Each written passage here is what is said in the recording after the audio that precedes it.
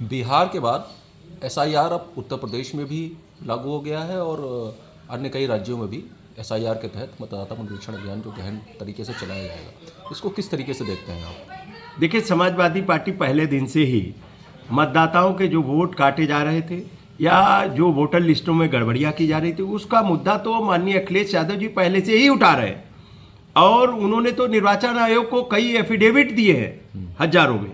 और अब एसआईआर आया है, जब बिहार में एसआईआर लागू हो रहा था तब भी माननीय अखिलेश यादव जी ने पार्लियामेंट में भी उठाया और दिल्ली में बैरिकेडिंग लांग के बता दिया था किसी कीमत पे लोकतंत्र न खत्म होने देंगे न वोट कटने देंगे।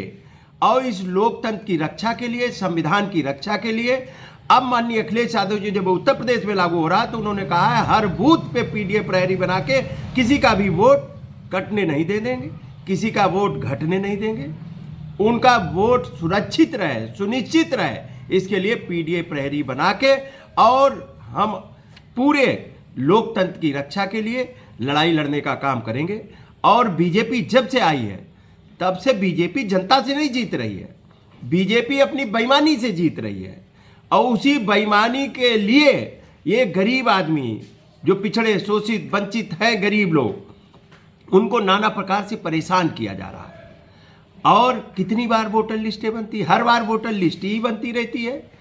अरे आपके पास तो इतनी अच्छी टेक्नोलॉजी आज की डेट में है, सारी चीज़ें आ गई हैं, तो लेकिन क्या है, उन्हें वो जाति धर्म देख के वोट काटने हैं। जाति धर्म देख के लोग तो बीजेपी सरकार तो पिस्टल से वोट रोकती है, बंदूक लेके खड़ी कर देती है पुलिस को कि ये धर्म के लोग, ये जात के लोग वोट ना डाल पाए। आपने देखा होगा बाई इलेक्शन में महिला ने उनकी पिस्टल का मुकाबला किया। आपने देखा होगा कुछ लोगों को विशेष दर्जा दे दिया। अयोध्या में हुआ तो एक व्यक्ति ने तो कबूला कितने वोट उसने डाले बीजेपी को। तो ये बीजेपी जो षड्यंत्र करना चाहती है, बीजेपी षड्यंत्र करके लोगों के वोट कटवा के पहले वोट कटवाएगी, फिर इनको जो सरकारी सुविधाएं मिल रही उनसे वंचित करेगी, फिर उनका राशन कटवाएगी, फिर जो सरकारी चीज़ें मिलनी चाहिए गरीबों को उनसे वंचित करेगी।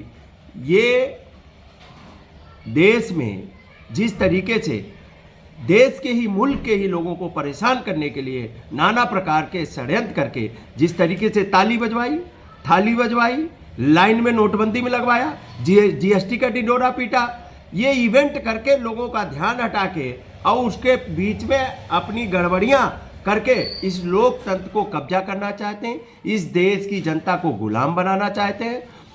और गुलाम बना के चंद उद्योगपतियों को, इस देश को, ये इनकी प्लानिंग है कि सन 47 तक, पुनः 47 में देश आज़ाद हुआ था और 47 तक ये पुनः देश को गुलाम बना के कुछ चंद लोगों को देना चाहती है बीजेपी और आरएसएस।